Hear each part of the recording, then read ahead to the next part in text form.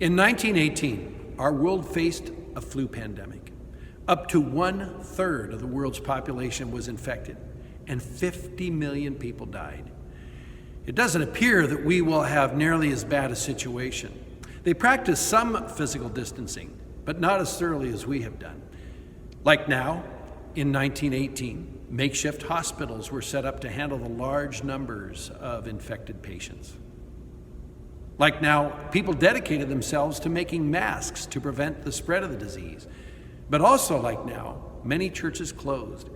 The governor of Alabama closed the churches in his state, along with other public gathering places.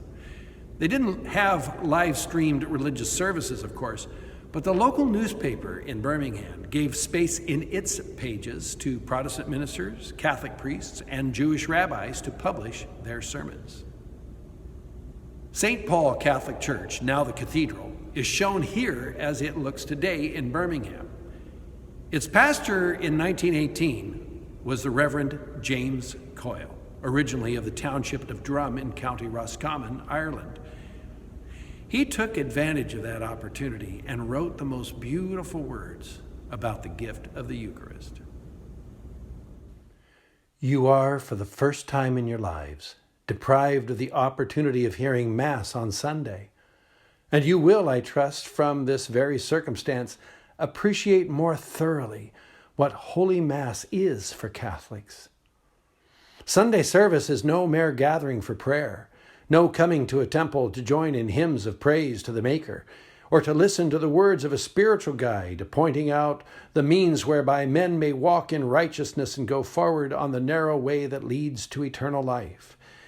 No, there is something else that draws the Catholics, to the wonderment of the non-Catholics, from their warm homes on cold, bleak winter dawns to trample through snow-covered streets in their thousands and hundreds of thousands to a crowded church where they kneel reverently, absorbed in the contemplation of a man who, in strange garb, at a lighted altar, genuflects and bows and performs strange actions and speaks in a long dead tongue. What draws the multitude? The man in strange garb is, of course, the priest in vestments. And the dead language is a reference to all the pre-Vatican II masses held in Latin. What draws them, he asks? The Mass. The unutterable sweetness of the Mass. Nothing human could draw, but the Mass is the God-given sacrifice offered the Creator. It is Holy Thursday come down, and Calvary made present today.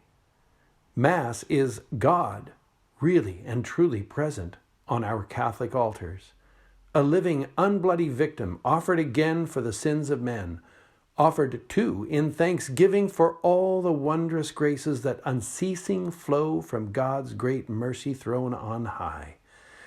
Yes, the Mass is the center of Catholic worship.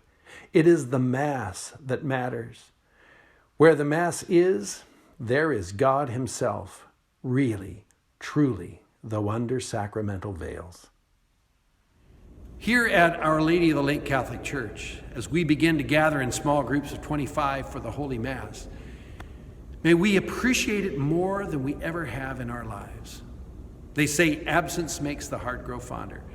May we increase our fondness for the treasure of the Holy Eucharist offered to us in the Holy Mass. God bless you.